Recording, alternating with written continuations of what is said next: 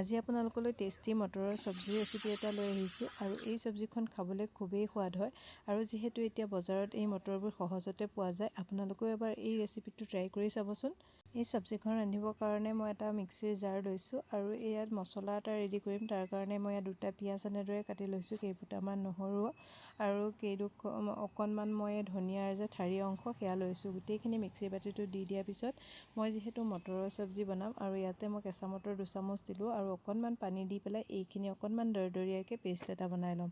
এইখিনি দেখিছেনে, মই বাতি এটালৈ উলিয়াই ল'লোঁ আৰু সেই একেটা মিক্সিৰতে মই ইয়াত দুটা বিলাহী এনেদৰে কাটি দিছোঁ, লগতে কেইডোখৰমান আদা দিছোঁ আৰু এচামুচ মই বেচন দিছোঁ আৰু লগতে কাশ্মীৰী ৰেড চিলি পাউডাৰ দিছোঁ। বেচন মই এইটো কাৰণেই দিছোঁ যাতে গ্ৰেভিখন ধুনীয়া ডাঠ হয়। তাৰপিছত এইখিনি মিহিকৈ পেষ্ট বনাই ল'লোঁ। আনফালে গেছত কেৰাহীখন পাতি ইয়াত মই সৰিয়হৰ তেল দিছোঁ।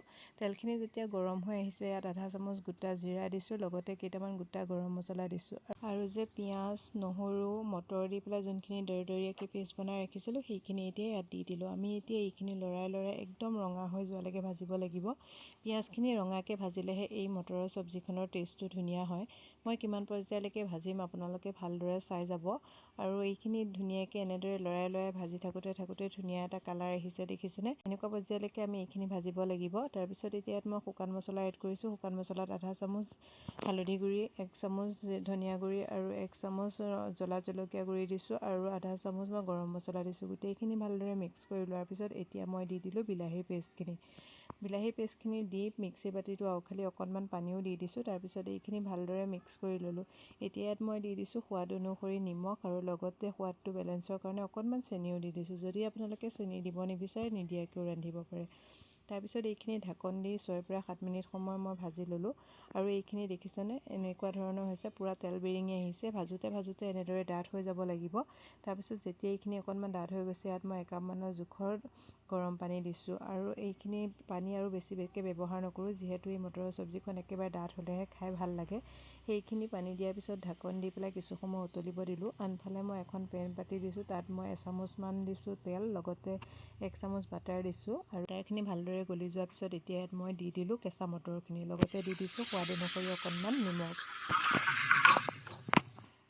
তাৰপিছত মটৰখিনি এতিয়া মই এনেদৰে হাই ফ্লেমতে ধুনীয়াকৈ অকণমান সময় ভাজি ল'ম যাতে মটৰখিনি অকণমান ফুটি অহাৰ দৰে হয়।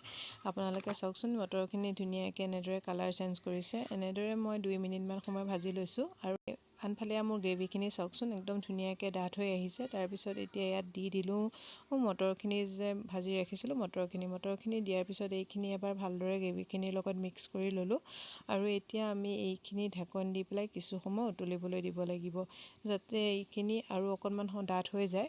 এইখিনি কিছু সময় আকৌ উতলাই লোৱাৰ পিছত চাওকচোন এনেকুৱাতে এতিয়া মই দি দিছোঁ এনেদৰে দীঘলকৈ কাটি পেলাই অকণমান আদা। যদি এইটো পৰ্যায়তে অকণমান আদা দি দিয়া যায় ইয়াৰ টেষ্টটো খুবেই ধুনীয়া হয়। তাৰপিছত আকৌ এবাৰ ভালদৰে মিক্স কৰি ল'লোঁ।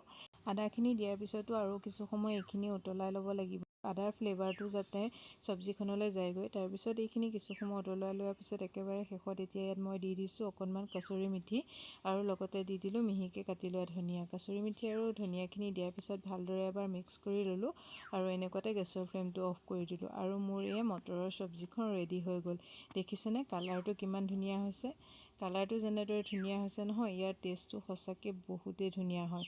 যদি আপোনালোকে এনেদৰে মটৰৰ চব্জি ৰান্ধি খোৱা নাই এবাৰ ৰান্ধি খাই চাবচোন।